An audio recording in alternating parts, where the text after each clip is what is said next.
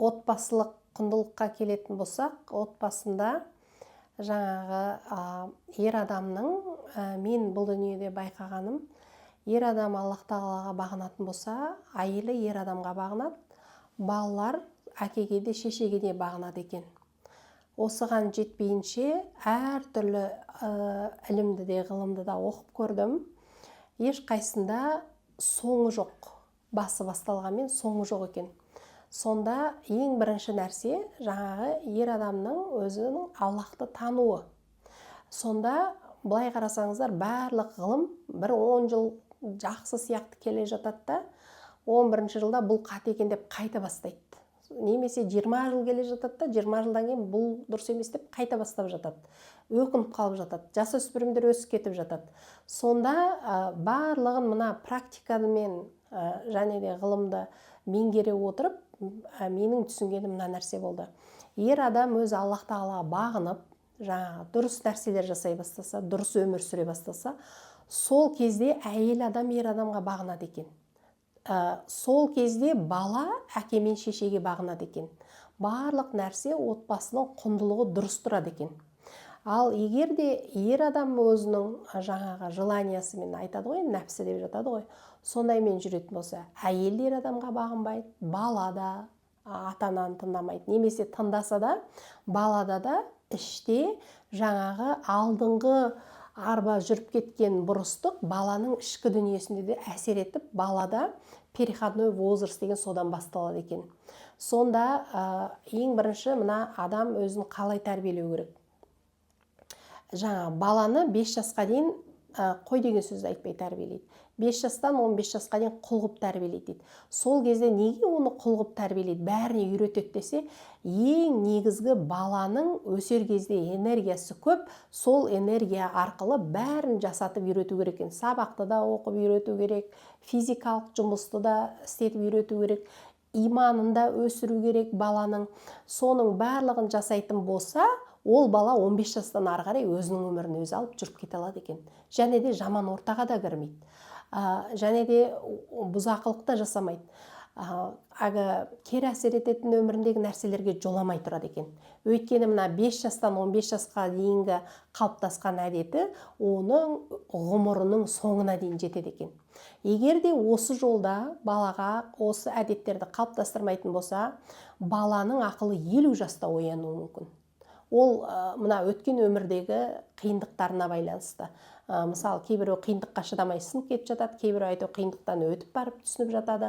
Бірақ та өте көп адам қаша береді екен.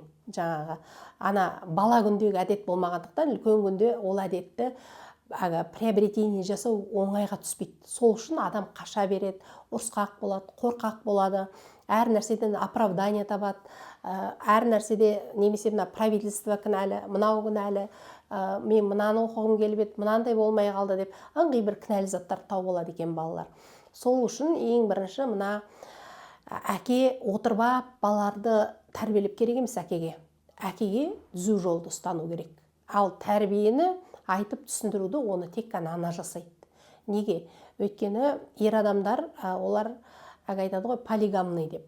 Сондықтан ер адамдар олар отырып, бірәгі балалармен бетіп отырып тәрбиелей алмайды. Негізі қазір енді мына кинодан көріп алады, әртүрлі психологиядан айтып жатады, ер адам баланы тәрбиелеу керек деп тәрбиелетіп қояды балаларды. Ал ер адамда әйел адамдағыдай көрегендік жоқ. Естеріңізде болсын. Ер адам бүгінгі ертеңгі бір апталық нәрсені ғана ойлауы мүмкін. Ал әйел адам 5 жылдық, 10 жылдық жағдайды ойлап тұрады. Өйткені әйелге сондай қасиет берілген. Әйелдің көрегендігіне көп нәрсе салған өмір негізінде. Әйел жаман деген нәрсе жаман болады. Әйел жақсы деген нәрсе жақсы болады. Ол енді Құдайдың берген қасиеті, оны ешкім алып тастай алмайды. Ал еркек адам жаңа физически өте сильный болғанмен, морально кішкене слабый, ол да табиғаты. Әйел адам физически слабый болғанмен, морально өте сильный, ол да біздің табиғатымыз. Әркім осы табиғатты түсінсе, сонда барып бір дұрыс идиллия шығады.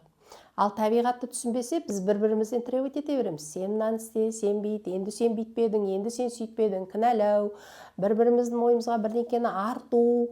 Мысалы, қасқыр кеп қоянға сен де қасқыр бол десе қоян қасқыр бола алмайды ғой, сол сияқты. Сондықтан әркім өзінің табиғатын түсінген кезде, әркім орнына тұрған кезде бала шаға да орнына тұрады. Және де бала шағамен де жұмыс уже дұрыс жүреді.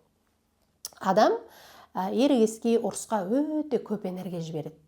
Ол энергияны жақсылыққа жіберу керек, баланың тәрбиесіне жіберу керек, жақсы ойға жіберу керек. Өзі ұрысқын кеп тұрғанның өзі де ниет қой мысалы. Сондай нәрсені адам постоянно притягивать ете береді. Бірақ адамды мына екінші жақ ойы алдап тұрады. Сен ұрыс, сен айт, сондай кезде ол дұрыс болады, сөйтіп сен жеңесің деп. Адам адамды жеңбейді. Біз бәріміз бір қатарда тұрамыз. Адам адамнан жоғарыда емес, төменде емес. Осыны түсінетін болса, әркім өзінің атқаратын ісімен айналысса, мына өмірде проблема қалмайды. Не ата-анада, не балада. Сонда ата-ана зиялы қариялыққа келеді, балалар салиқалы ұрпақ болады. Біріне бірі өте пайдалы болады. Көрдіңіздер, міне семьялық құндылық деген осы. Өйткені ата-ана қазіргі өзінің тәрбиесін кейін қартайғанда жемісін жейді. Айтады ғой, жастық шақ дейді, кәріліктің кепілдігі дейді. Егер жастық шағыңызда балаға тек қана тамақ беріп, тек қана керегін алып беріп, киімін бәрін алып беріп, барам деген жеріне барып, бүкіл керек жарағымен қамтамасыз ететін болсаңыз, қартайған кезде ата-анадан күш-қуат кеткенде ата-ана балаға керек болмайды. Неге? Өйткені бала тек қана керегін алып үйренген. Оған проблема создавать ететін кісі керек жоқ. Проблема создавать ететін кісі пайда болса, ол оны тезірек құтылады. Көрдіңіздер ме? Ал солай құтыла отырып, ол өзінің мына дүниеге келгендегі жақсылық жасау керек мақсатынан айырылып қалады. Сөйтіп жүріп адамды мәңгүрттікке келеді. Тек қана өзінің жаңағы нәпсісі үшін ғана өмір сүреді. Сондықтан осы құндылықты егерде білетін болса, адамдар Аллах тағаладан өздерінің келген жолдарын білетін болса, өте тамаша өмір сүреміз барлығымыз. Мына қоғам бақытты болады. Үлкендер де бақытты болады, жастар да бақытты болады. Бақытсыз адам бұл дүниеге келмейді екен. Бірақ адам өзін-өзін бақытсыздыққа, өзін-өзін ғана әкеле алады екен. Адамды ешкім өзінен басқа ешкім бақытсыз жасай алмайды. Осы қысқаша айтайын деген.